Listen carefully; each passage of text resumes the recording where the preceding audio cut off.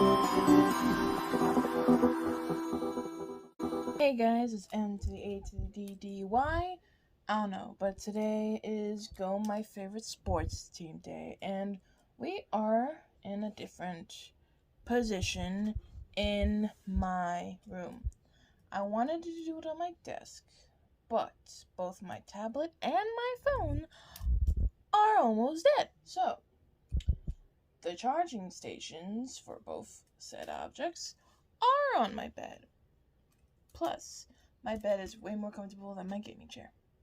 So, we have that for us. But, today on Go! My favorite sports team is Mark's Sports Life. Now, what I know about Mark's Sports Life is that he did wrestling in, I think, junior high, if I can remember correctly, because he's talked about that on the channel Who Should Not Be Named and on his main channel. So, yeah, that's all I know about Mark's sport life, but he's a very athletic guy. So on my tablet, it's going to be a little weird. You're going to see me hunch over like so. Maybe if I move my camera like that, maybe that'll be better. Maybe better, maybe better not. We'll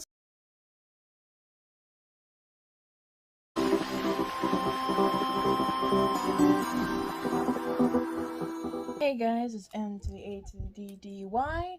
I don't know, but today is Go My Favorite Sports Team Day, and we are in a different position in my room.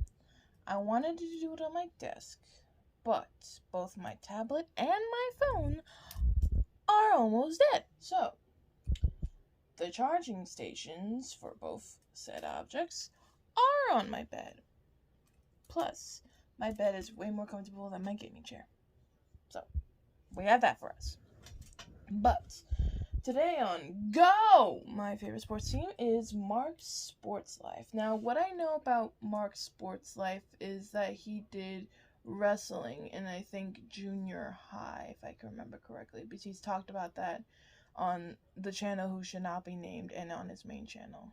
So, yeah, that's all I know about Mark's sport life, but he's a very athletic guy. So on my tablet, it's going to be a little weird. You're going to see me hunch over like so. Maybe if I move my camera like that, maybe that'll be better. Maybe better, maybe better not. We'll see how it goes. This is all new to me. So, with that being said, let's go. 3, 2, 1, go. Can it go? There you go.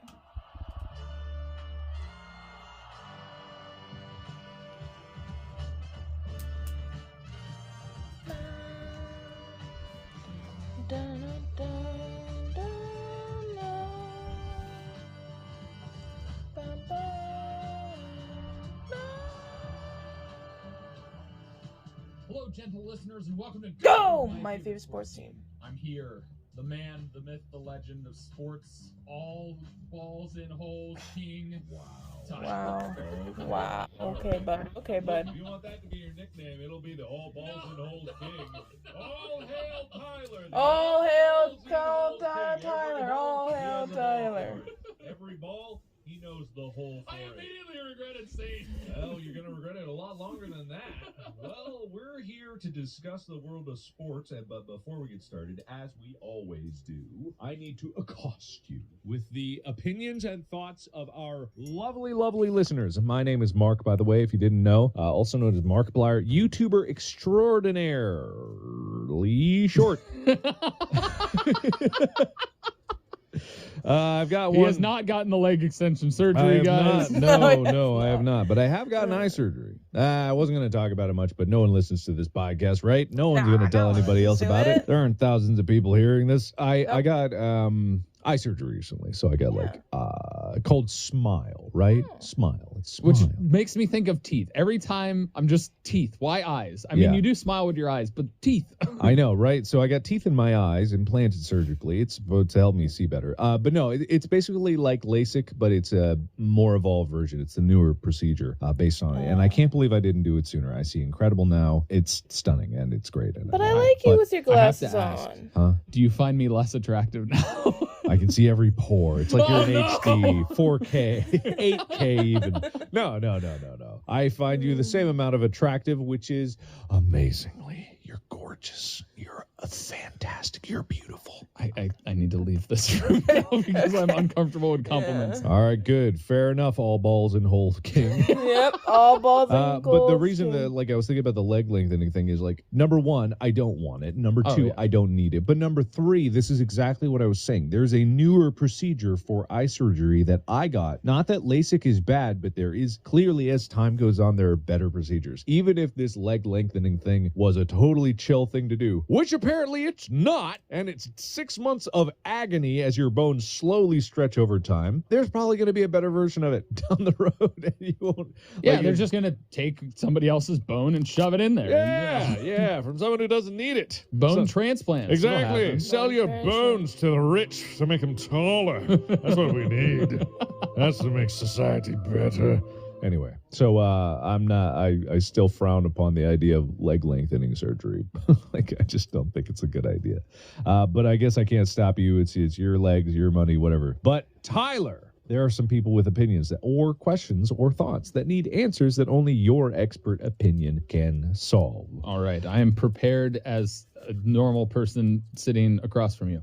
A normal person with a master's degree who is the king of all balls in holes. King of Yes. all balls Amoeba and _ holes. Jess says, would sports be better if players couldn't break rules? So the example being in video games, there are programmed rules. Now, even these, some people do try to get game exploits, and usually they are patched and banned. But for the most part, it's a strict sandbox in which people can only play and operate in the parameters that are established in the game's programming. However, in real life, it is different. We've talked about this a little bit with, like, some people cheating here and there. But in your opinion, would sports as a whole be better if people physically could not cheat, if there was no way for people to cheat? Well, it's really interesting to talk about this because it depends on how you're defining cheating. If you're defining cheating as like performance enhancing or outside forces, like not the things that you get penalties for in games, because Yes, that's exactly. a part of the game. All of it. Because arguably that's cheating, because the majority of time cheating is penalized is through the penalty system within sport itself. So like if you grab a receiver, that's technically cheating to take an advantage with, which is why there's a penalty. It's against the rules. Right. So Yeah.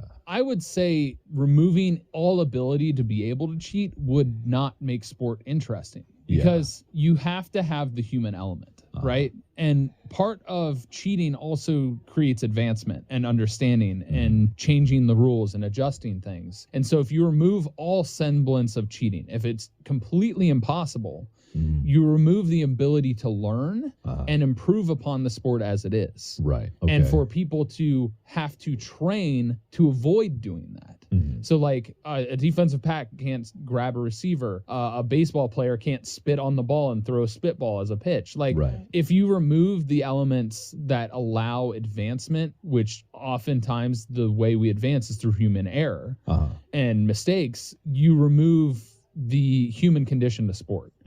And if you remove the full human condition to sport, regardless of what sport it is, it almost ruins the most fascinating thing within it, which is simply the human condition. Right. The human's ability to be like looking for every advantage. Now, in a different way, and I kind of agree with what you're saying. I do think like it's part of it. That's why in Madden, fouls are part of the game, right? Yeah. It's built into it because people expect that about the game. So it's kind of like part of the sport. Now, I have a very spicy Five Nights at Freddy's take that kind of pertains to this. Are you talking about the most recent game where the speedrunner shortcut to get to the very end and like super quickly? No, I'm not worried about that. That's speedrunning. Speedrunning's a different like strategy. I'm talking about like facing the game for what it is. And it's part of the reason why I had a problem with Ultimate Custom Night, when the original way that I was like seeing the path that a lot of people were taking to beat it was like with exploits and using like quirks of the game programming to do something instead of like brute forcing it. I get that. That game, 50 characters, it's basically impossible. So any advantage would be something, because it might not be winnable when it comes to normally playing it, quote unquote. Right. However, with Five Nights at Freddy's 1, there's a certain quirk that is taken advantage of in Security Breach that has been there since the beginning of the game that causes Freddy, the actual animatronic Freddy, if you have your camera set to a certain camera where Freddy is next to your door, and you leave that camera there without ever moving it, and opening and closing your camera system doesn't doesn't change anything. You can close it and he still will not move. It is technically holding him there because the way the game works, it can't move while you're looking at it.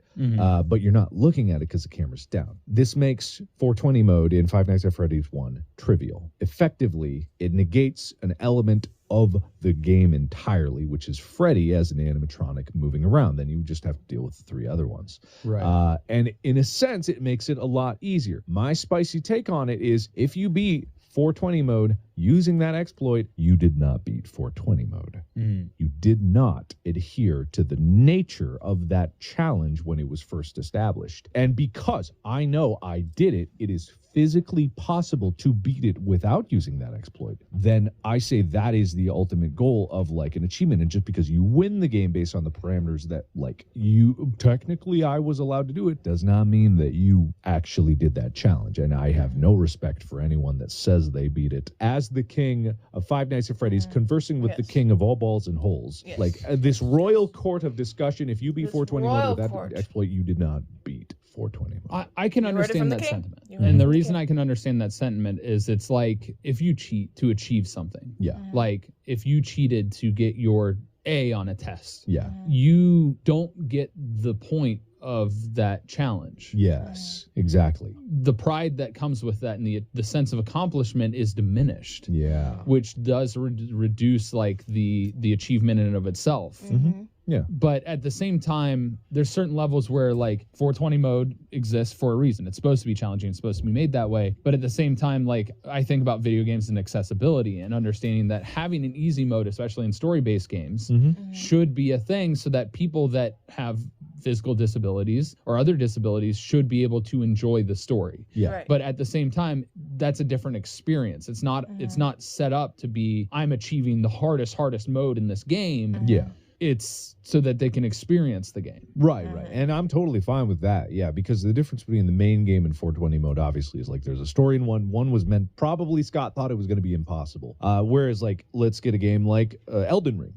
Very popular game, very difficult game. It does not have an easy mode. That makes the game inherently less accessible. However, it could be overcome with tools that enable people to use it more. However, then the game could be like, you're using a cheating tool or something like that. Yeah. For me, it's a fine line, and a lot of people get way too up in arms about it, which I think is stupid. Like if you get so animalistic about it, like you can't make it easy because I get poopy pants mad, whereas I'm getting poopy pants mad about 420 mode.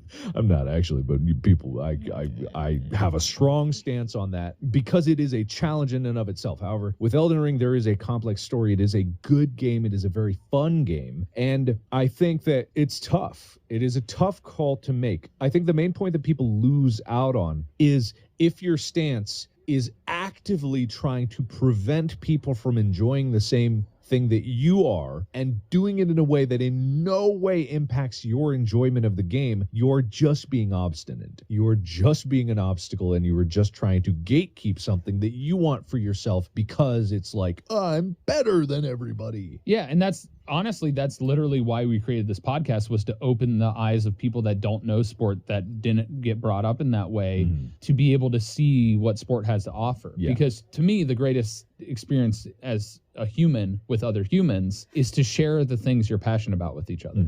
And there's nothing more exciting than seeing somebody else get passionate about something and being able to be like, I never thought of it that way.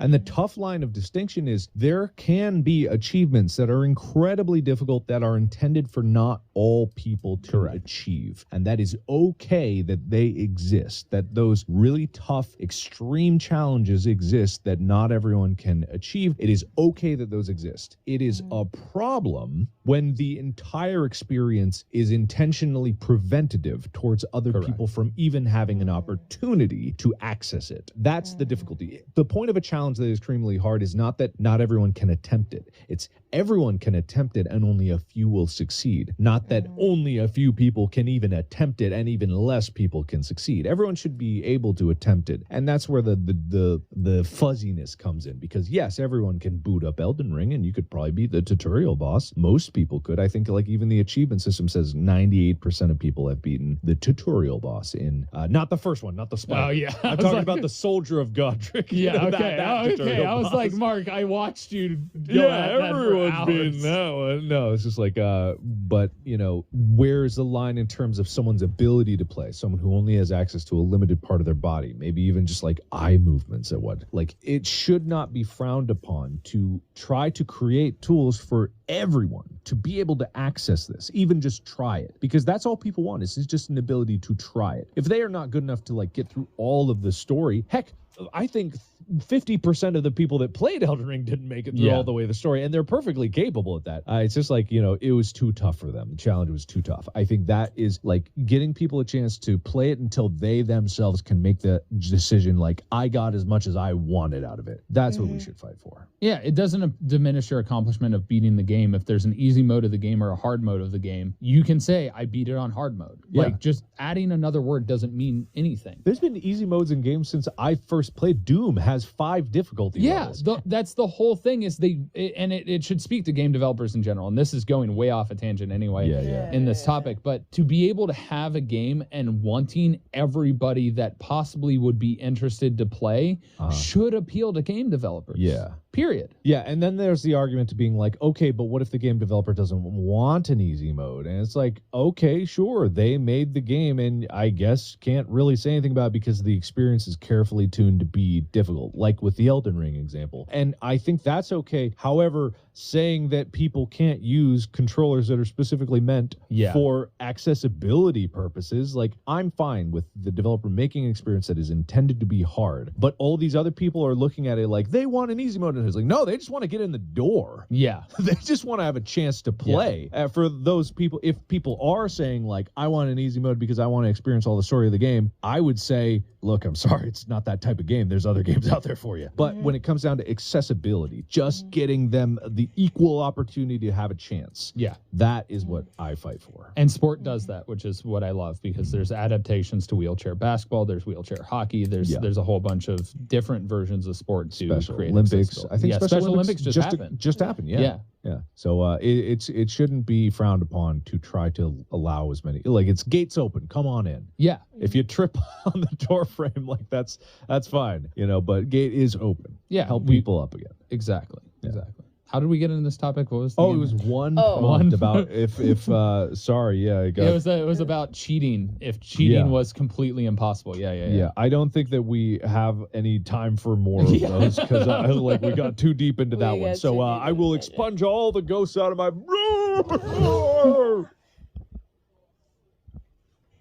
All right. So today I wanted to get personal. Oh boy. I wanted to focus on you. Me? Yes. Wow. Because you're an important part of this podcast. You're an essential ingredient to everything that this podcast is. Thank you, King of Balls and Holes. Oh my God. It sounds so majestic coming from your royal lips. But I want people to have a better understanding of your background in sport, or lack thereof. Okay. So that the depth of this podcast, people can understand where you're coming from versus where I'm coming from. Perfect. Because this is great, because there's a lot of people out there that don't know if I'm goofing or not about my lack of knowledge. Yeah. And I can tell you very straight up, like, I make a lot of jokes on this podcast. I really don't know that much about sports. I will detail my entire experience with you however you would like. How shall we approach this? So we're going to start from the very beginning. Your birth. Act 1. the sport of my birth. The sport of birth. Dun, dun, dun, dun. So Act 1, I wanted to talk about your childhood. Uh-huh. So this is all pre-high school. Pre-high school. So we're starting from like when you're as far back as you can remember, because I know remembering stuff for a lot of people is pretty difficult going back when they're young. But what was your first like introduction to like play or anything athletic as a kid? The first introduction to play would have been like computer-based video games, but physically athleticism-based things. The earliest thing I can remember is in our driveway we had a basketball hoop. Okay. Very common thing, I think, especially in America. Like you got a driveway, you might have a basketball hoop, or someone on your street has a basketball hoop. And so that was my first thing. However, me and my brother didn't really care about playing basketball. We did the thing with throwing the ball in the hoop every once in a while, but that was boring. What we were more interested is climbing the pole. Literally. And this is from a very early age where we realized, oh, we have better grip if we take our socks off of them and then climb up this metal pole like this. And that's also where I experienced my first injury during my athletic adventures, because this was it had black paint on it, but it was rusting. Yeah. And it had bolts exposed on the pole. So as I was climbing up as a kid, I decided to slide back down, like a playground slide. And I just remember as I went down all along my stomach, one of those metal bolts just went like it's just a big scratch all the way up. And it's like started bleeding. I'm looking up like, I'm dying, like a kid, you just think you're dead. And so I had had a tetanus shot at that point. So right. Like, I had all my boosters and whatnot, but I was just like, all I heard is, I remember even as a kid, I don't know where you hear about these things as a kid, but I knew tetanus was bad. Tetanus, worst thing that could possible. Lockjaw. That was the thing I knew. Oh, yeah. Like these things when you're a kid live in your brain, and it's like lockjaw. As soon as I get scraped by anything rusty, my jaw is gonna lock up and I'm never gonna be able to breathe again.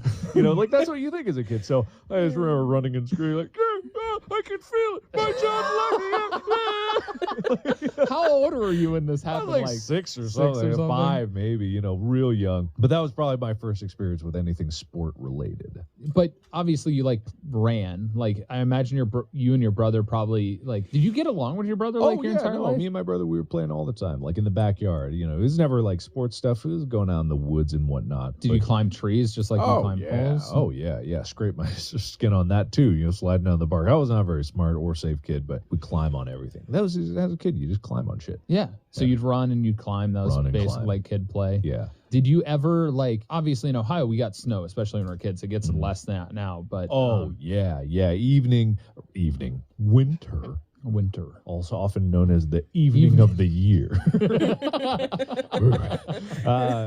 There was this hill through the woods, across a creek, which as a kid seems like across the country through the river, but it was literally like maybe half a mile. There was another house that had, it was Sean,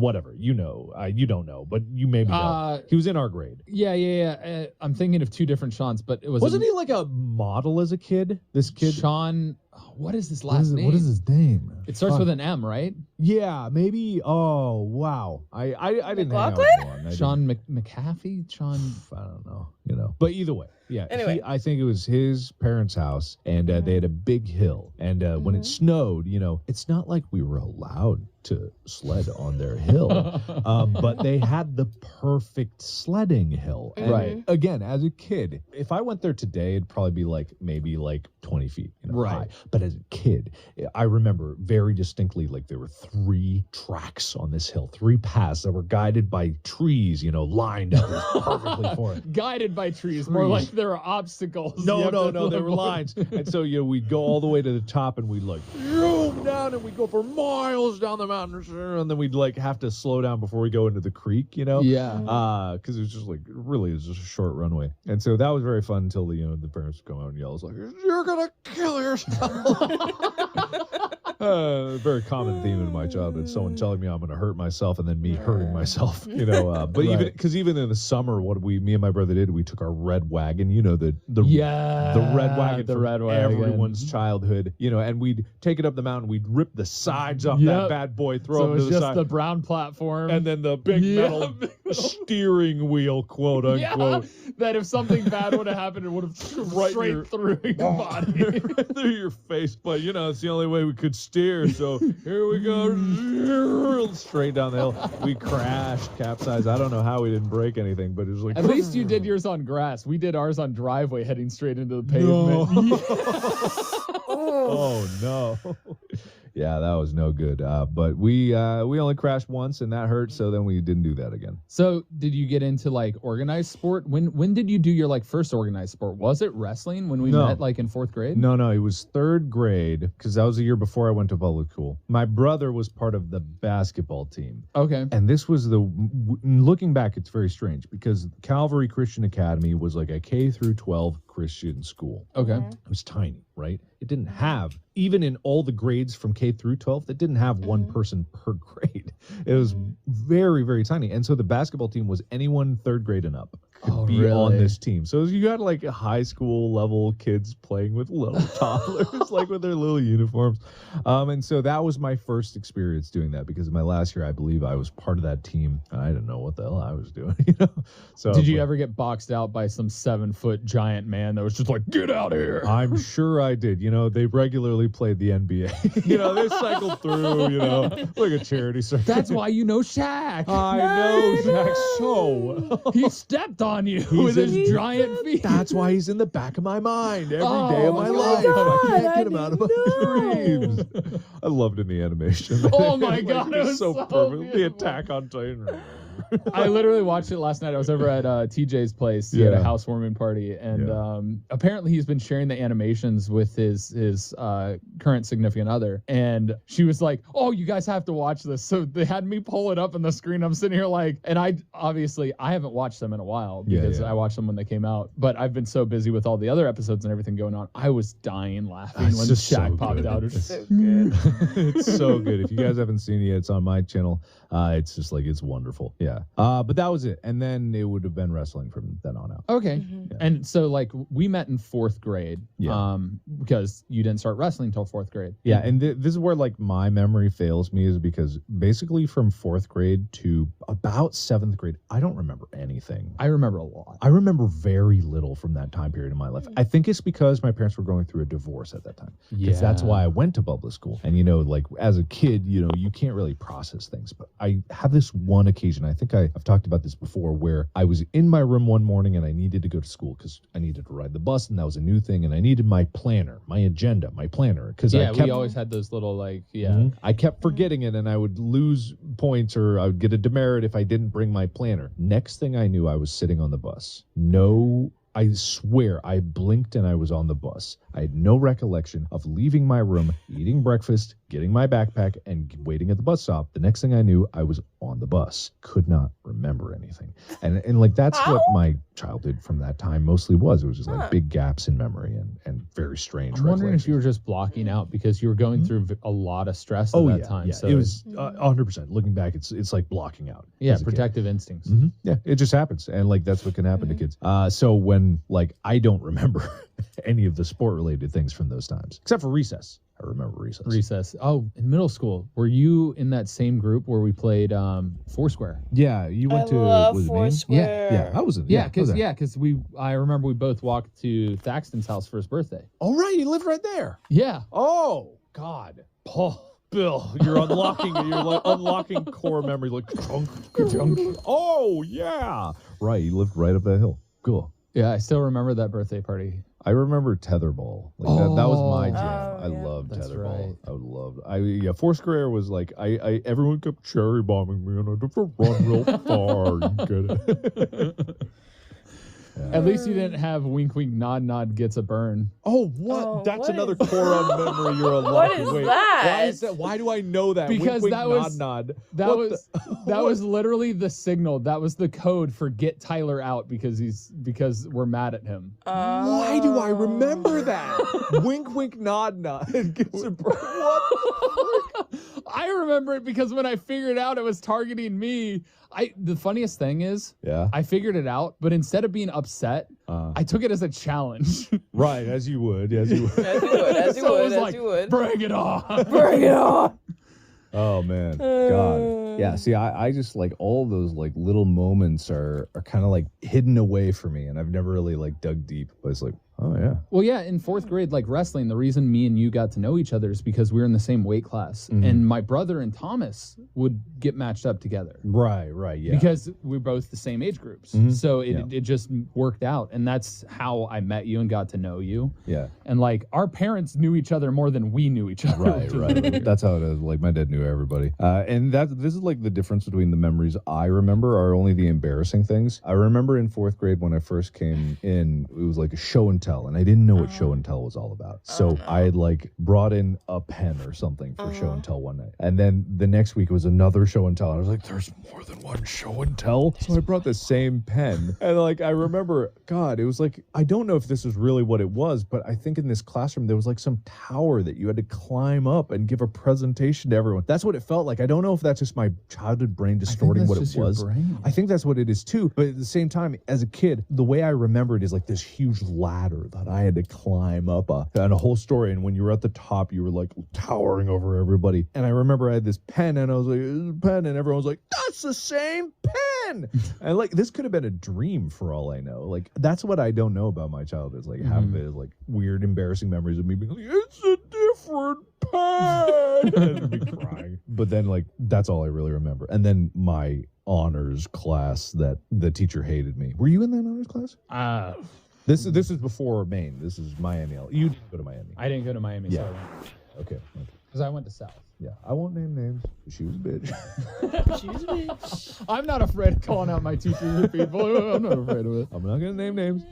For all you know, was terrible. She could not be around anymore. She might be dead.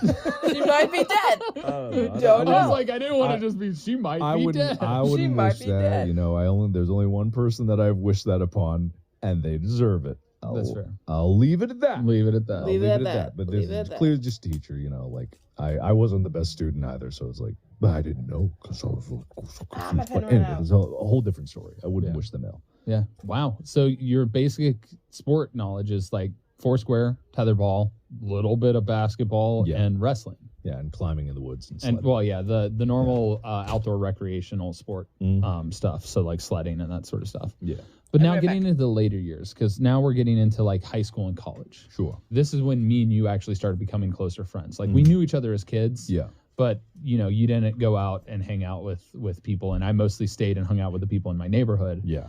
And so, like, come high school and college is when, you know, I think you actually started exploring sports because that's when you started doing field and throwing. Yeah. And that's when, like, I know in college you started, like, trying a whole bunch of different stuff. Oh, yeah. So for Act 2, that's what we're getting into. Is like Okay, that later part. so wrestling only lasted for me until freshman year. I think freshman year was my last year doing it of high school. I remember you leaving because we had a conversation about it. Oh, I fucking hated it. I just did. Everybody did. Everyone hated it. It's just like it was too much. Like I didn't want to do all the weight dropping and stuff like that, and it was just like too intensive. Like it wasn't bad, but it wasn't great, and so I was just like, I don't want to do this. And also at the same time, I was in marching band. And I was like, I don't That's really. right. And that also I hated. I don't know why I did that. Well, I know why is because friends, right? Right. You always stick with friends. And it was a weird thing because I believe now that marching band is what made me stop liking trumpet. Yeah. And I hate to say that because I was very good at trumpet and I did enjoy being good at trumpet. But when marching band got in the mix, suddenly it was difficult to play because you had to move and play at the same time. So I was worse than I was when I was sat. And so my confidence got shot. And then as it progressed, I didn't practice as much. So I was better in concert band. The marching band, I was not good. And especially culminated in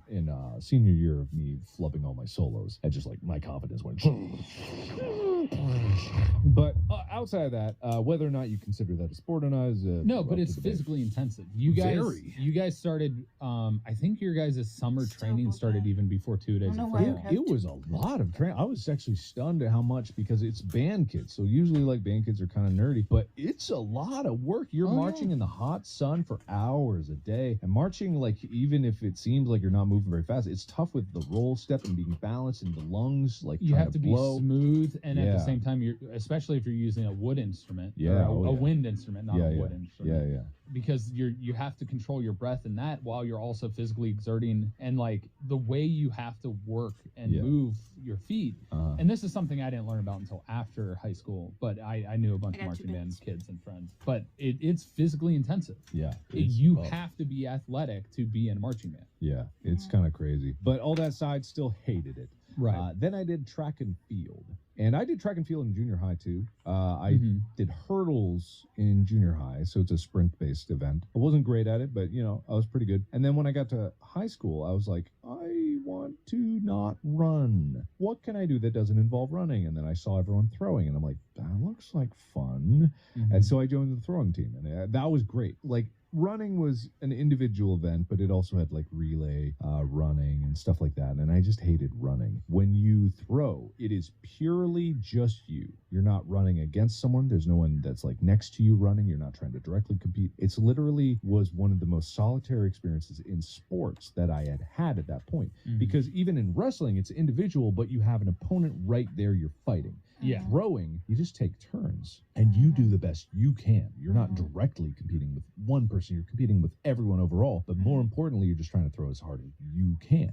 Yeah, you're not standing across from each other throwing 5-pound balls trying to collide into each other and knock somebody out. Yeah, no, that would be awesome. That'd be awesome. You would know, master of balls and holes. Is that the sport of which you are the king of? No. But yeah, it was just a nice change. It was all of these events were like hyper competitive, and this was at a point when, you know, I'm a teenager. You got hormones shooting out of your eyeballs. You know, you got this anger, and I was a very angry kid. Like, I just had anger issues, pure and simple. And like, I don't want to beat around the bush. I was an angry kid. Well, you definitely had a lot going on in high school, a lot more than like the average person. Yeah, I did, but you know, even that as an excuse is like, I was just pure and simple because I got it from my mom, and she has like a temperament. She's much better now. She's learned to control it, and at this point, I did not like being angry, so I've gone to great strides to change it. You know me, when I say I don't like playing rage games, you know why? It's because like the problem is I do like being angry. That's the problem. I feel good when I'm angry. There is a cathartic release to being angry. But I've trained myself to reject that feeling. It's why I don't like competitive multiplayer games. It's why I don't like competitive things in general. It's probably why I've avoided sports a lot of my life, is because of the competitive nature of it. It's too easy to feel myself falling into that like adrenaline fueled anger and stuff like that. And so that's probably where I started detaching from sports in general, was actually playing individual throwing. It really was. Even though I was still in sports, it's where I'd started to kind of separate this extreme competitive anger, like adrenaline fueled, kill your opponent, to a more internal look within yourself, struggle to see your shortcomings and try to overcome them, purely based on inwardly looking. Yeah, basically just seeing what you can do and then trying to get better at it. Exactly. And then helping your teammates along the way, because even though I was competing with my teammates at the same meet, didn't matter. We were all just trying to like hang out and just do our best. And that's where I started to fall in love with the cooperative like nature of competing. I probably would have loved football. I never had the chance, but I probably would have loved it. Just because, yes, I would have had an opponent across from me, but the idea of like collaborating with other people and like trying to build each other up, I never had a chance to play it. What I bet I would have liked it. To some degree you did, though, when we had our group of friends come together and we played backyard football. Yeah, two-hand touch or flag football. Yeah, two-hand touch. There were multiple times of bad collisions. Right. And there were some like rage moments. But you know, it was fun. The only time I really remember one moment, because people always knew I was kind of fast. Yeah. And I don't remember the situation, but like Thaxton got the ball and like he was like showboating out here. Oh. And I had like already kicked into full sprint mode. And I just remember him looking over his shoulder at me and just going, like, oh, just like this look on his face, like, oh, shit. And then I like dove and I got him like right before he crossed the touchdown line. I still didn't even really understand football rules. All I knew was like, people think I'm fast, so I got run real fast.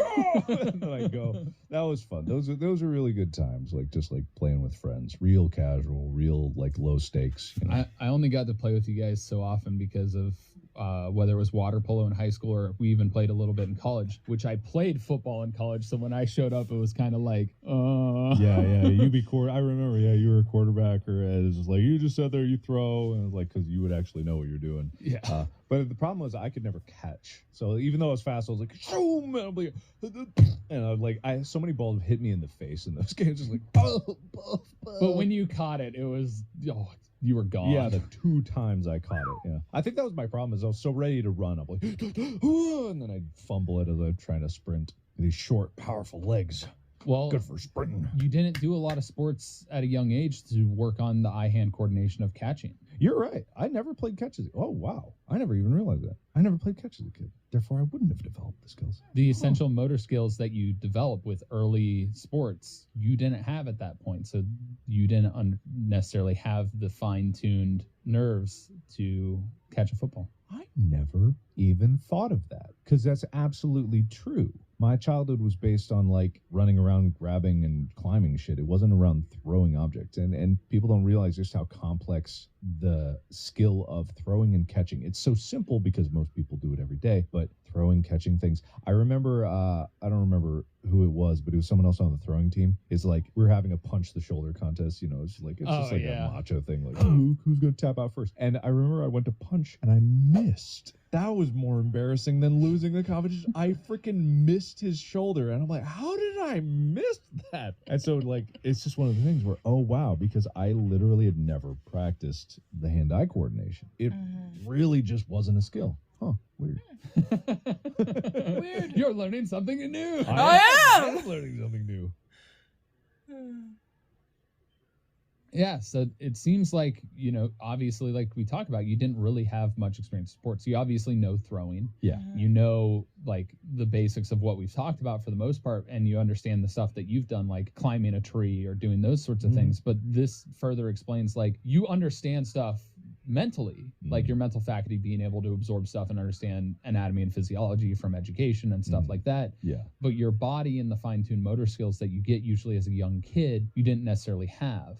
And so as you've developed throughout sports and stuff like that and chose to avoid it based on your mentality at the time, it really showcases like why, this isn't fully a joke. Like, we ham it up and we make it funny because it's fun. It's more fun to make it entertaining. But it's also the fact that you actually don't know. Yeah, I really, truly do not know. And because I never got that training, I don't really have a native appreciation for other people's ability to execute upon these things. I don't think a lot of people do, even if they appreciate the sport, just how much goes into it. But because I physically can't mirror it in my mind, me doing these things, I kind of just like have this detachment from it, where it's like it's not even a consideration. Whereas I'd say most people that had like plenty of experience catching and throwing a ball know how difficult it is to make a full body diving catch with one hand, and like you barely get your pinky and ring finger on it. That would be incredibly impressive, and I can see that. But then the only relation I would have is like action movies where I'm like they're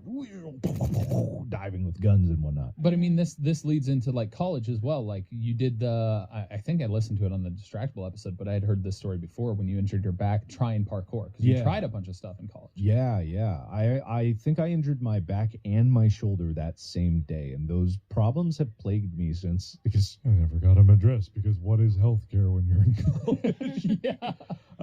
You just walk it off, rub some dirt on it, kiss it, a little boo-boo kiss. But yeah, I tried parkour, and this is where I learned that unlike video games, if you put on the right armor, you don't get plus in that skill. Because I literally, I wish I had a picture of myself in that day. I wish I did, because I swear I just tried to dress up like a Mirror's Edge, the Mirror's Edge character. Yeah. But I don't even think Mirror's Edge came out of that movie. It was just what you pictured parkour. Did you have like the fingerless gloves? Oh, fingerless gloves, like sweatpants hiked up a bit. I had a fanny pack, I think. Yeah, the sling. The sling. Yeah, the sling. And then I think I had a bandana or something like that. God. Sunglasses. Wow. Oh yeah, It's kind of what Full I'm dressed Bing as. stereotypical there. parkour guy. It's actually kind of my dress today, because It became your fashion. It became maybe fashion. tech wear is coming up to the forefront. I got to get ahead of that. But yeah, so I went out, and the parkour club, I should have known something was up when the guys who organized it did also not do parkour. So it's like, it's freshman year of college, so it's like, you're in college, like, whoa, like all these opportunities. I'm going to have a great time. I'm going to try new things. So I'm like, I'm going to try everything. I'm going to say yes to everything. And it was like parkour was one of the first ones. And God, I wish it was anything but this one was my first one. Because we were going around that garage, that parking garage. If you want to listen to the full story in detail, the Distractable episode, I don't remember which one it is.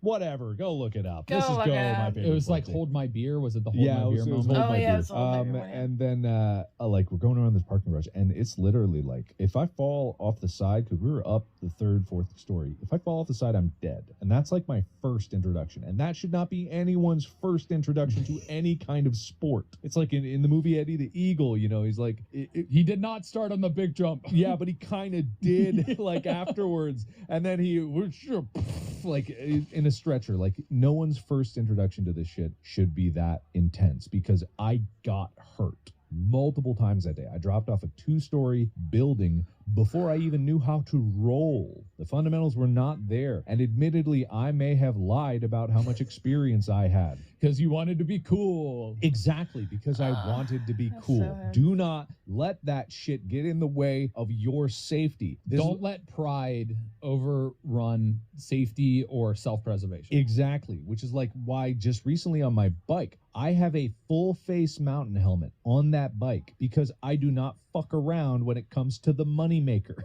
This is my money maker. But also just like 34% of injuries when you fall off a bike are on your chin. My chin's huge. Your chin's huge. What My if these get chin's hit? kinda They're huge. big targets. Like I don't want to injure that. Like don't fuck around. And so when I was in college, like I literally did not prioritize my safety over my social status. Yeah. And it wasn't even worth it as a social status, because those guys that were part of it, one of them may be dead by now because we never saw him again after he busted his ass. And the others never talked to him again because they left me when I rolled off the roof and hurt my shoulder. When the cops were coming too. It was an ambulance. It wasn't, Oh. it wasn't even the cops. The cops were not coming. They were coming for you. That's The what ambulance was ready. That's what we thought. God, I wish that ambulance was for me, because I really royally messed up my shoulder. It was one of those things that haunted me for a long time. I still have mobility issues in my left shoulder. Like it still pops sometimes. I still can't go back as far. I injure it frequently when I'm working out. And then my back, my mid right back below my shoulder blade, still I pull that muscle all the time. And I think it's because I landed flat on my ass when I did parkour. And then after that, like my entire rest of the freshman year was kind of Sorry, I painted got with that ink on my experience. And I was arm. like, I don't think I want to try anything new. That would hurt a lot. Yeah. Well, now we get into Act 3, the final act, talking about today. Today, me today. Yeah. The shining beacon of athleticism that I am today. Well, I mean, like you and Ethan had like the challenge of getting in great shape during Unis Honest. Yes. Yeah, You we had, Mhm. you've obviously worked a ton to be in better shape for so many different reasons, like just Yeah. health wise and stuff like that. You introduced me to keto. Mhm. I remember when I first came out here in 2015, when you invited me out, you were asking me about like workout stuff, and I got you in the pool and we ran around and Yeah. swam and did a whole Yeah. bunch of stuff, and then Made you a hated wo- me. Wait, no, that hilarious story of us doing a whirlpool in that apartment In pool. all fairness, that was because it was also leg workout. Yeah, it was. But I just remember we were all so into it, but just from my mind's eye looking at it from someone looking down the opinion, like you just leading a train of like 6 adults. You're like, come on, guys, march. We're going to make a whirlpool. In a pool that was way too big. We got a little bit of a current, like we could stop and you could feel it a little bit. The tiniest bit, maybe. And it would last like a second. I think I felt the current from the person in front of me farting on me. Like that's how much of a current we were making. But yeah, so today, I have been through bouts of like getting in good shape, and, like falling out of shape, and it's like a constant cycle. And actually, what I'm trying to do now with me biking more, I want to just create things in my life where I have to use my human body to physically do more things. I'm not worried about like getting on the cover of Men's Fitness or whatever like that. I don't want to be like a god of fitness. It's really a lot of work to get to those levels of aesthetic fitness. Right. And in today's world, and especially the world that you and I are in on the internet as like people, that is kind of the pressure with a lot of these things, Yeah. especially in the celebrity world, more than just like our world, is to maintain a really good physical appearance. And that kind of pressure is like more motivated externally than it is about a desire inside. When we were going for Unis Honest, it really was like oh God, I'm out of shape. I need to actually work on this stuff. So I was happy to do that. But then the goals got distorted. It was less about like being happy with where I was physically in terms of physical shape, and more about like the aesthetics of perfection. And achieving perfection is very difficult. That's why it's a full-time job for bodybuilders and like fashion models and stuff like that. It takes a lot of work. At my most intense, I was doing a 30-minute run in the morning, an hour session with my personal trainer, Alex. And then in the afternoon, I went to a CrossFit gym and did an hour workout again. Wow. I was working 2.5 hours a day just on physical exercise. I was extremely worn out physically, mentally. I was drained. I hated it, but I kept doing it because I was like, oh, I'm going for a goal. I'm just going to be great. Whereas like what I've learned in all of my journey of physical fitness and all these athleticisms is it should be enjoyable.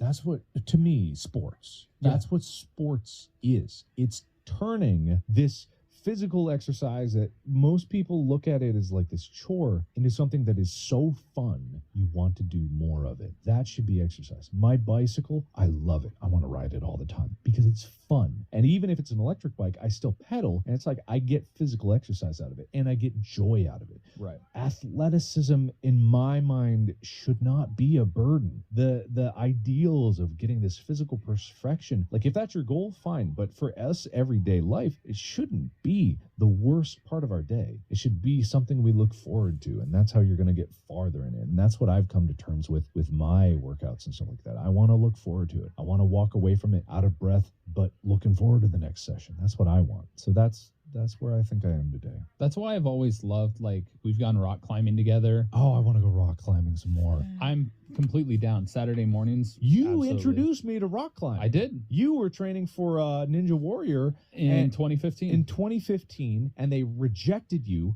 for God knows why reasons, because you were in stunning shape. I was 185 pounds and I was about 6% body fat. Yeah, you were in incredible shape. The things you were able to do climbing, I had never been able to do in my entire time, and I really went at climbing. The most I was ever able to get was like a V5. I probably did, like, I didn't do bouldering. I ended up doing like rope climbing. Yeah. I think it was like a 513. 513, that's pretty good. I think it was a 513. Like A, B, C. I think it was B. That'd be pretty good. I'd I usually don't know do what like they're talking about, 511. but it sounds That would be impressive. tough. I also free soloed the second flat iron with my brother on that same trip. Which, Yeah, if you know what the flat irons are, they're in Colorado, and free solo means no rope, no safety. You're literally climbing. It's just your body. No, thank you. No, thank you. I will say the flat irons are a pretty easy climb. Because it's at an incline. Like, Correct. it's not a straight. It's not a straight up. face. Yeah. So like I've been doing sports my whole life. Mm-hmm. And we'll talk about that in a different episode, my stuff. But that's what I loved about sport. That's the reason why I've always been in great shape, is because of that. And actually, in 2015, the American Ninja Warrior was off of fuck you energy after I got out of a toxic relationship. Ah, gotcha. That was the entire motivation behind that. And it was also something because it was like me and my brother, we had the kidney transplant story. And it was something that he, like, as much as you saw I was in shape, my brother has always been a freak athlete because I've always had the talent. My brother's had to work hard for everything that he's gotten. Your brother talentless. Like, Not really. Like, I could naturally pick up a basketball and play. Mm-hmm. Like, my brother doesn't have that same motor skill refinement. Yeah. He looks more awkward, whereas I look more fluid. You know, that's the funny thing, because my brother is like, it's the opposite. My brother was so physically coordinated. He was able to do handstands when he was a kid just because he started practicing, and he just got really, really good at handstands. And he was very physically minded. Like I do remember one time we were playing baseball way back in my backyard, but it was like neighborhood kids. And he was pitching, and he was able to pitch well and get it right there. And then one time the bat hit, and it hit him right in the chest, and he went down. But he was so funny because he would like crumple in a heap, and everyone was like, he's dead. And then he'd get up and he'd be like, ow. And then he'd keep going. Like, he was tough. So he was like very physically minded and tough, but it just wasn't his style. He gravitated towards art, like, instead of the physicality of it. So it's like, yeah, some people are innately like, they're very connected with the fine motor skills. More me, big brute force, punch hard. Yeah, so I always had that talent to me. But my brother, he does trad climbing, which is the one where you actually put your own anchors in. He does paragliding. I mean, he's extreme sports. My brother absolutely destroys me on. He's skied in avalanche zones, so he does like the open skiing, like he'd hike up and then ski down. Oof. Like, but he knows what he's doing. He's smart about everything that he does. Yeah. And so, like, I'm 2 years younger than him. I was introduced to baseball at a young age. I followed my brother into all the sports that he did, but I just, for whatever reason, I've always had a natural knack for sport. So all my life, athleticism and fitness was because it was fun. Yeah, yeah. And later in life, this is where I've struggled lately, is when I don't have organized sport, because I'm an extrovert. I've always done team sports, plus individual sports. It wasn't until my last year of college that I joined swim team, where I did an individual sport and found it fun.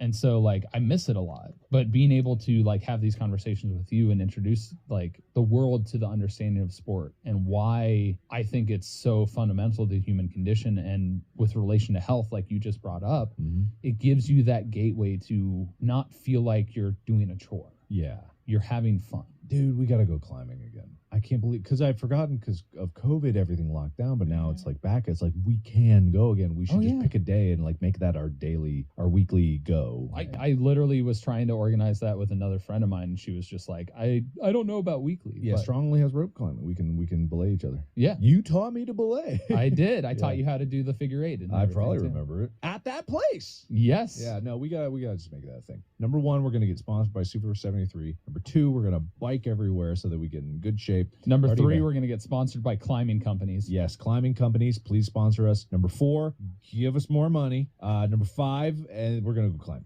And number 6, all the places start inviting us to come and see it, even if I have to drag Mark onto the plane in my suitcase. Oh, absolutely. Yeah, 100%.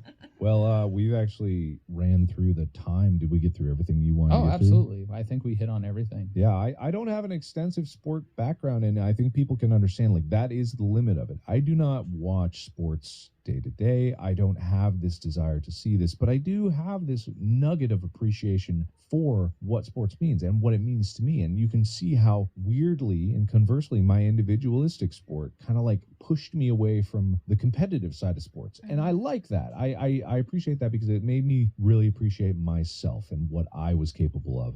And that was essential for me to grow as a person. But at the same time, I'm coming back around and I'm realizing the appealing parts of sports and where it can bring meaning and fun and like athleticism into my day-to-day life, and I can become a better person physically and maybe mentally. Well, and the greatest thing about this is it gives people that are listening now a greater understanding of what your background is and why, like, yes, it's a joke, but it's also the reality that you don't know the rules to these sports. You don't have the same understanding that a lot of people do, and you relate better to the people that don't. And whereas I have experienced so many different sports that our knowledge base is so different. Yeah. And even though we grew up within miles of each other, we experienced something distinctly different when it comes to the sports world, whereas I was fully in it and you were more on the outside looking in. Yeah. Everyone has different experiences growing up. Like every single person, like even twins have different perspectives and different experiences. They can grow very separate or very the same. It's like really unique experience for every single person, but sports as a framework can be something that bonds everyone together. Yeah, and you guys get to learn about it with Mark because he's also learning. Yes, I am. And also in the near future, among all the other plans that we have with the Discord that is definitely there right now, and the YouTube channel that will definitely be there very soon, we do want to get guests on board the show. We do want to do live streams with people. And I think today, like, this is a really good example of like how to get someone's like experience in sport. Like I kind of like talking about this way because even I didn't realize some things that connected to the rest of my life with my sports experience. Like and the hand-eye coordination things, like I'm not a bumbling, I can't, no. I'm not throwing anything. Okay. I have a gift for you from the Tampa Bay Lightning. Oh, pucks. And this was a gift to our podcast. Oh, wow. It's a jersey. Whoa, it's got GMFST. It's an actual like Tampa Bay Lightning jersey with the number 1 on it. It's an NHL branded one? It's an official jersey. Oh, official NHL jersey with GMFST on it. Take a picture of this and post it on, do we have a GMFST social? I can post it on the Reddit, and I can send it to Wood Elf, and they can post it with their stuff. Super cool. That's dope. Really Is this for cool. me? You can have it. No, you. It's for the podcast. It's for the podcast, so it's either it's you or stinky. Mark. Yeah. No, it's pretty bad. No, but this is cool. Oh, we should definitely hang this up. Like when we get our live stream set up, we should have like stuff like that. Well, actually, I was going to say we should play hockey with us. Oh, we should. Yeah, absolutely. Yeah. What is that? It's a What is that? noisemaker. Wow, they would give people this. It's That like was part of attending. that was the like vuvuzelas at the World Cup way back in the day. Oh yeah. It sounded like a hive in the place. This would be pretty annoying too. It gets really loud. It gets rid Oh God, no, thank you. You can have it. I notice I'm very particular about noise, but for a guy who screams for a living, I am a little noise particular. But we are unfortunately out of time for this episode. We are, but now Mark has some sports equipment, rather small, but it's gonna be It's me size. Unless it's you sized. Yeah. But yeah, this has been a great episode. I got an even greater understanding of like your experience and stuff like that. Like I knew you a long time, but I learned so much more having this actual conversation. Well, thank you. And I can't wait to hear about yours because honestly, like I know that you've done sports, but I don't know the specifics and how it relates to other things in your life. Yeah. So maybe that'll be the next episode we do. Maybe. maybe. All right. Sounds good. Maybe. And you at home get to know us a lot better, and you will continue to know us a lot better if you support this podcast by subscribing, liking, following it, and listening every single time a new episode comes out. It goes a long way to getting us to the top of that Super Bowl invite list. We're number one for the Tampa Bay Lightning. We are number Number one. one. Number one, The baby. number one sports podcast in the United States of America. I don't think the that's goal. official The beginning. yet. I mean, but it's kind of actually happening. But Sort we'll get there. We'll get there. We'll get there. Fluctuate, but We'll we're going to get fluctuate. there. So thank you. Thank you, Tyler. Thank you, Mark. Hope you guys have a great day. Thank We'll you. See you next time. All right. Yeah. Okay. Bye. Bye. Bye. Alright, I'm gonna stop the recording on my what's it called? Nope. Stop it. Okay, cool. I'm gonna upload this to my what's it called? YouTube of the my second channel, which I just post like my full reactions of stuff I watch. So this is gonna be one of them. Let me do that real quick before I talk to you guys because I wrote down some stuff that I want to talk about before I head out. And I know this is gonna go over an hour, but you know, it's fun. We're having fun. We're all having fun next. Alright. Cool. Alright, that's done. Awesome. Alright. Now, I have a lot to talk about. That's why I have cards now. Because they talk about stuff and like, oh, I should talk about that in my experience with these types of things. That way, you know, you get to know me as well as we get to know them, you know? And I learned some things about them. Okay, so.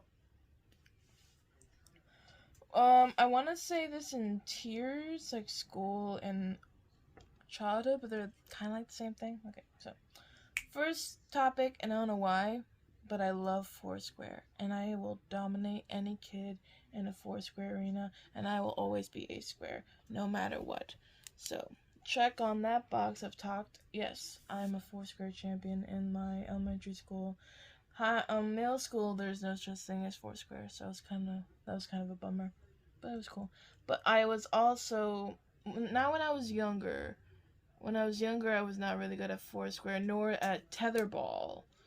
Tetherball was really hard for me because all the 5th graders would hit it really high, and now that's the strategy I use to the little kids in my school. So you know. That happened. And I don't know why I put cello down. I think it's because Mark mentioned he was in marching band and I was in an orchestra, which are two, I want to make that clearly, two completely different things. One is him actually, you know, moving like he said, and me is just like sitting down. But I guess the thing I think I recognition is because he said he has to, like, in the Unison's video, which is no longer there anymore, of Mark trying to teach Ethan how to do a marching band stance. He says you have to keep your back straight and then perform. And for me, I have to keep my back straight, and with these big bahungas, it's hard, right? So my back would hurt frequently, and I have to kind of hold my cello like this and play like that. And it hurt like hell. It's even hurting me right now just doing it. I think it's because my back is all knotted up and stuff like that. But anyway, besides the point. I don't know why I put that in. But kickball.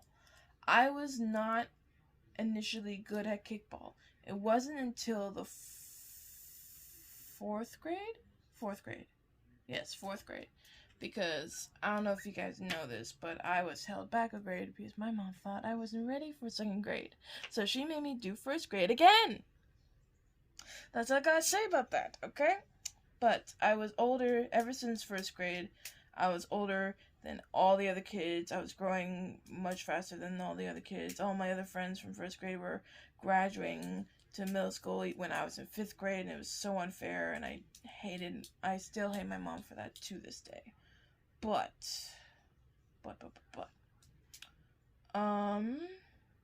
kickball. Yeah, what I was gonna say about kickball. I was on tangent. Kickball.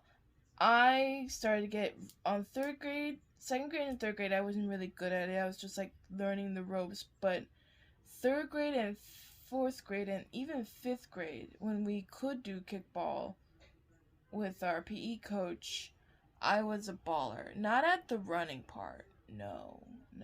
You think a person who loves baseball and did softball, and that's gonna be my next point, and did softball is gonna be a good runner. But I am heavily obese, and I'm not the fastest runner ever. I can barely even do. I should add that talking part. We're gonna run out of time though. If I'm gonna put it down just in case, and you'll understand what I mean if I get to it. Okay, I put it down at the end just in case we get back to it, but I won't.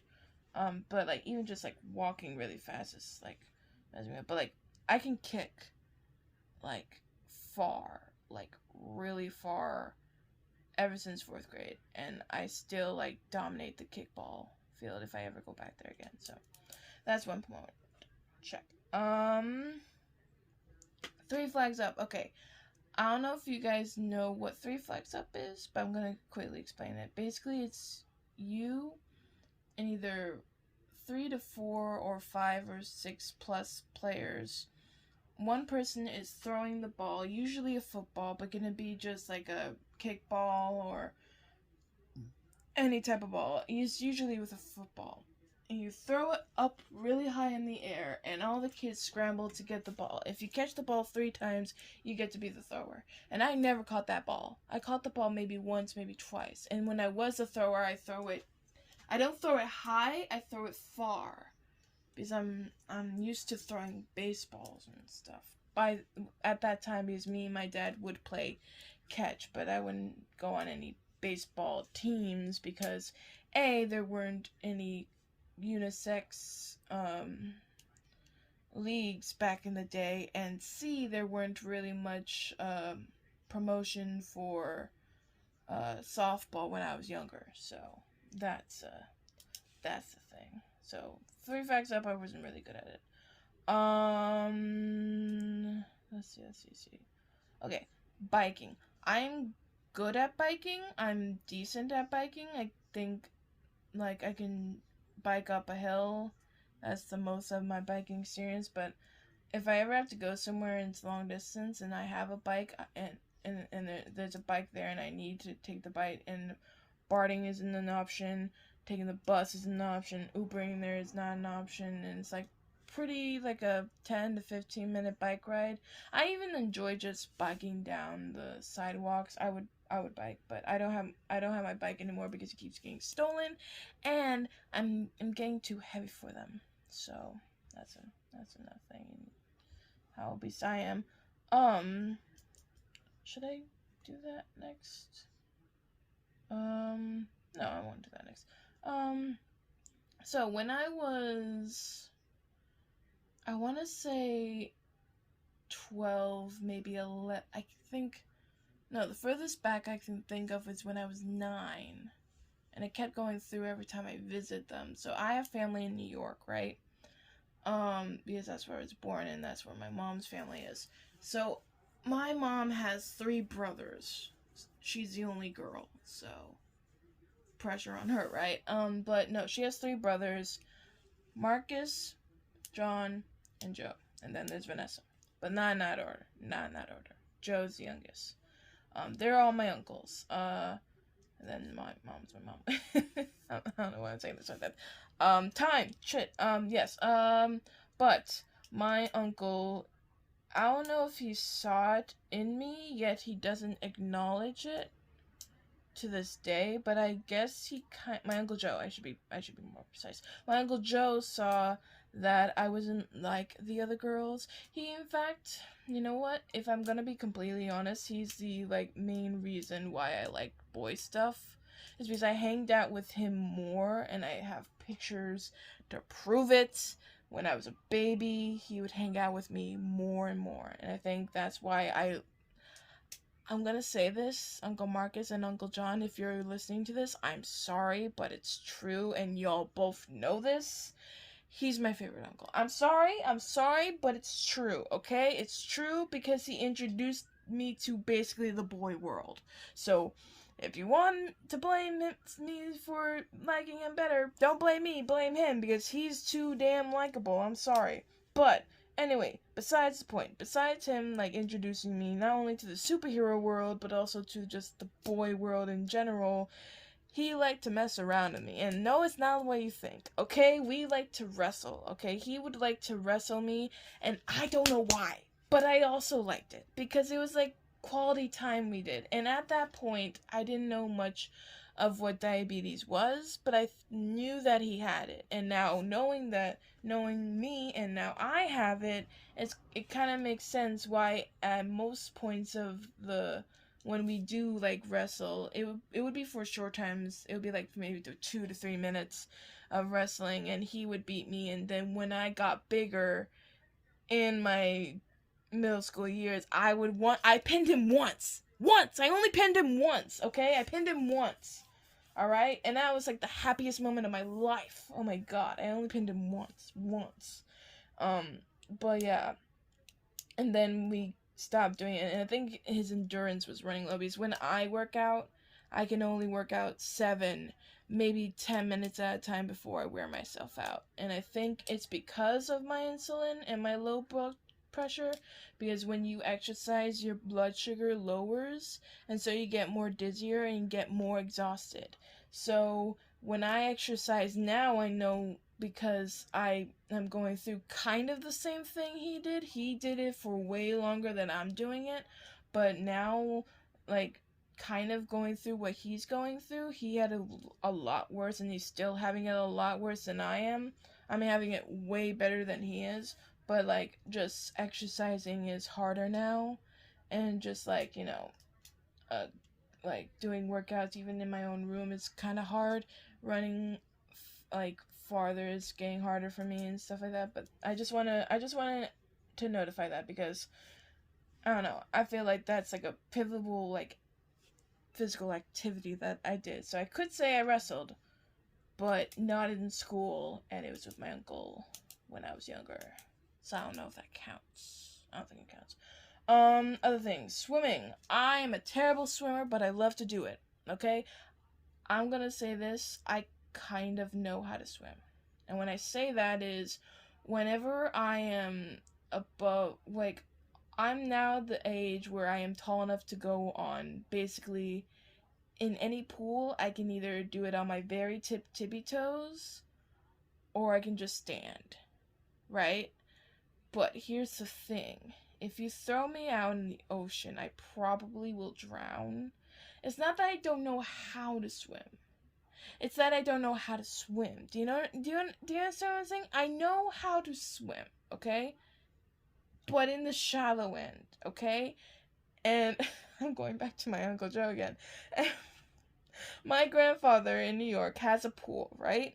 And it's gonna tie into another point I'm gonna add, but when I was learning how to swim, when I was younger, I would have floaties on and stuff like that, but my uncle would just yeet me or just push me right into the pool, and it was a one a standing pool, not a pool that was on the ground, but he yeeted me in, and I would like flail and climb to the ladder. But like, I kind of know how to swim. I don't know how to swim if it's very deep though. I know how to like paddle, and stuff, but if it's like full on swimming like that, yeah, no, dude, I can barely even float on my own, let alone swim. I can barely float, so yeah, which is gonna tie in to the thing. So when I do stand, it was like when I was like what? When I was tall enough to stand in Papa's pool. Papa's my grandfather, by the way. It was like when? I was like 13? 13, maybe 12 years old. I was tall enough to stand in my grandfather's pool, my papa's pool. And it was like my uncle, was it Uncle John? Yeah, Uncle John taught me this cool trick now that I am standing and don't need to have floaties on or like any risk of drowning. He taught me how to do a worm pool, and it was the most awesomest thing ever. Because I know how I knew like he did the worm pool even before I could stand up into the pool and do it, because I'd like to just drift along when he was like doing it, and I would help a little bit by hugging the wall and trying to do it as also.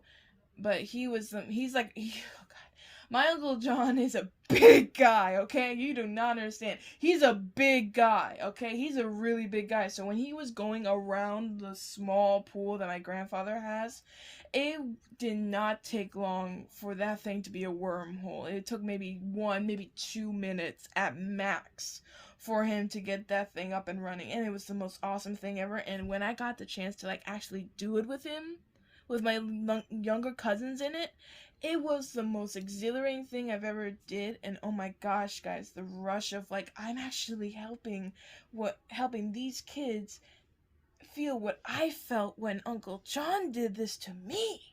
And I was like, what? And it was a whole thing. I don't know. That's this one. But I love them. But like whenever it's like I try to do it in other pools, they're just way too big. It's easier to do in like a hot tub or something like that because they're small, but it's way too big to do on any other pool besides my grandfather's pool. If you want a whirlpool, go to don't do that. Just kidding. Rock climbing. Okay, here's the thing. I have never been rock climbing. But you know, if you go to like Six Flags, or even once I saw it in Santa Cruz Beach Boardwalk, they would have these like rock walls that you can try to climb up, and as high as you can, it will be like a certain amount of prizes, or like large, small, medium prizes. And I would try them, and I would fall instantly. But I want to try rock climbing again because rock climbing looks so much damn fun. It looks so much fun, and I want to try that again. So I'll probably ask my dad if we can do that and do more baseball lessons and more driving lessons. And there's like a lot of things I want to do before the summer's over, guys. Okay. Hour 15. I'll be quick. Okay, I'll be quick. So here's the point I was talking about earlier. So you remember how I said I can barely walk fast? Okay, so in my elementary school, Washington Elementary School, there's this thing. I don't know if they're doing it now, but there was this thing when I was a kid, and it went through when my sisters went through, and when they went to Washington, it was like, I'm taking minutes, by the way. If you want to sponsor me, hit a boy up. But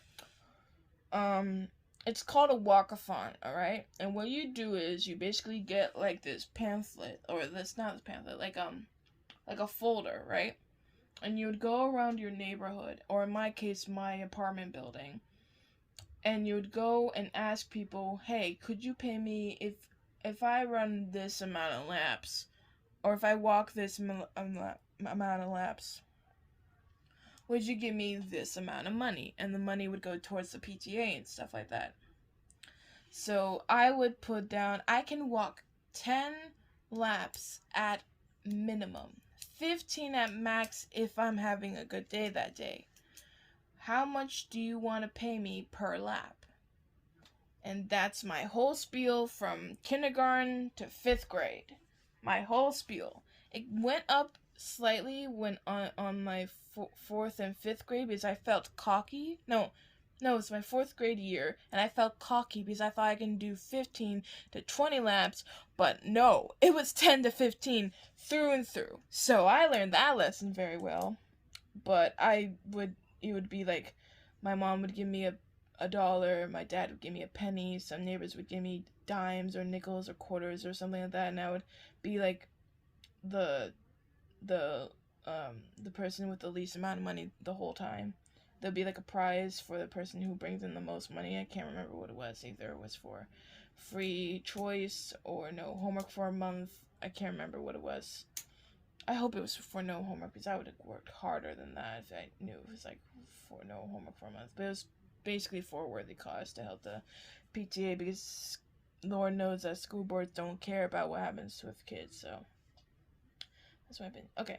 But yeah, walkathon was just basically me running for 2 minutes straight, and then for the rest it was jogging, and then that was for like maybe 2 minutes also, and then just walking until I hit my minimum of 10 laps. And like, I'm not saying like, not like a whole track, because that's not how big the elementary school is, not the whole track, but imagine 1, 2, 3, 4. I'm gonna guess 4. Think 4 basketball courts, not in length like this, but like this. So like 4 of these. So like here's 1, here's 2, here's 3 and 4. That with long like that. I'd do that 10 times. It was that 10 times. So yeah, it was hard for me. But yeah, that's my experience with. Oh fuck! And I didn't talk about softball, and we're already an hour and 20. Fuck. Okay, real quick. As you all know, I did softball as a junior in high school, and it's because I was tired of like saying I can't do baseball because I'm a girl, and I don't want to do softball because it's a girl's sport. It's basically meant for girls to be like demeaning, like you can't play baseball, so play this other sport that's like baseball, but it's completely different, and the rules are completely different. The field is completely different, and the ball is completely. I'm gonna calm down. I don't have time. Calm down. So my initial reaction is, why don't I just do a whole spiel about how I could go on the baseball team, but then the baseball team was already starting, and then the softball team hasn't started yet, so I was like, fuck it, I'm just gonna do the softball, and I did it, and I hated it. I wanted to do baseball, but I couldn't. Then senior year came along, and then I was like, I can't do sports. I gotta focus on my grades if I want to go to a good college. But then I scrapped that idea and went to a community college, and now here we are. So, could have done baseball. Could have done it. But I didn't. But I could have. But I didn't. But I didn't really succeed well in softball either, so I wouldn't succeed well in baseball, even though I have an uncle who is literally, his job is to find baseball people in like colleges and whatnot for the Washington Nationals, and that's my Uncle Freddie. So, and I had a cousin who is in baseball, my cousin Giovanni, if I'm gonna be precise. But yeah, that's basically my experience with athleticism, with sports, that is. But in the future, right now, I just want to lose 50 pounds so I can get rid of my hunkers. I want to play more baseball, I really do, because I love just throwing the ball as far as I can. You heard my crack of my arm, but that's how long it's been. It's been a long time since I've thrown a ball and played catch, actually. I'm learning how to use a lightsaber, so that's gonna be exercise enough. Yeah, just getting more fit, learning how to use my lightsaber, doing more basketball, maybe even rock climbing, if that is an option, but I don't think it is, but it could be, but who knows. But yeah, that's basically my itinerary for sports I want to either pick up again or want to start something new. But let me know, what kind of sports did you guys do as young children, or if you have any cool stories that you might want to share. Put that in the comments down below. And what do you think of Mark's whole story with his childhood? I thought that was pretty interesting because I didn't know most stuff, because he talked about most of the stuff, like I said, in either his channel that he named, so I guess it's good to name Unisana's and like, so yeah, but like, you know, either his Unisana's channel or just his regular channel, or even on Distractable, he talked about some stuff. But yeah, it was interesting to hear his side of the story. Yeah. And maybe we'll learn more about Tyler's, the king of balls and holes, and that's how, and you know how Mark is the king of Five Nights at Freddy's. He is now the king of balls and holes. So we will have that title for Tyler. That will be your title, Tyler. Okay. But anyway, this has been way too long. It's an hour and 20, so let me get this over with. This has been M to the A to D.D.Y. I don't know, but this is a good one. This is a good one. I like talking about sports and stuff like that, and I like learning about sports, and even like learning about sports with you guys, with Go, my favorite sports team. Okay, I'll see you guys later. Peace.